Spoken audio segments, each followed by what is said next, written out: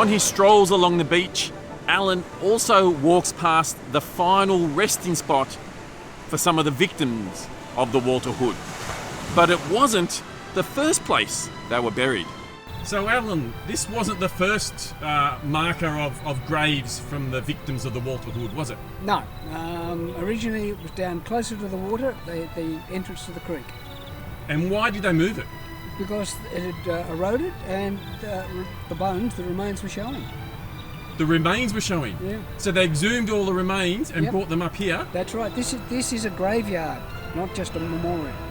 So how many people's remains would be at this graveyard? I think there's 9. There are 9. I think there are 9 names on the plaque. And there's a story about the captain, isn't there? The captain, did he or didn't he lose his arm and or finger during the wreck? Yep. Reasonable circumstantial evidence now that in fact he was murdered. Murdered by who? Murdered by the crew. They blamed him for the wreck. And they murdered him during the process of the wreck? Yeah.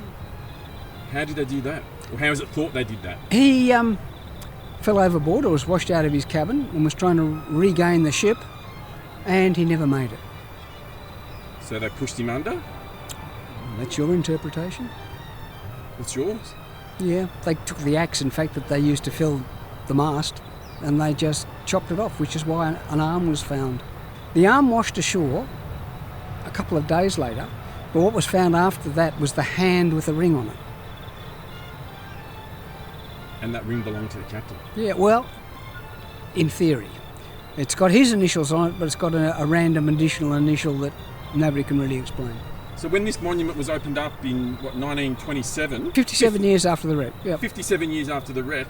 One of the survivors of the wreck was here that day. He was. And who was that? He was a West Indian sailor at the time, but later became a itinerant preacher up around Newcastle.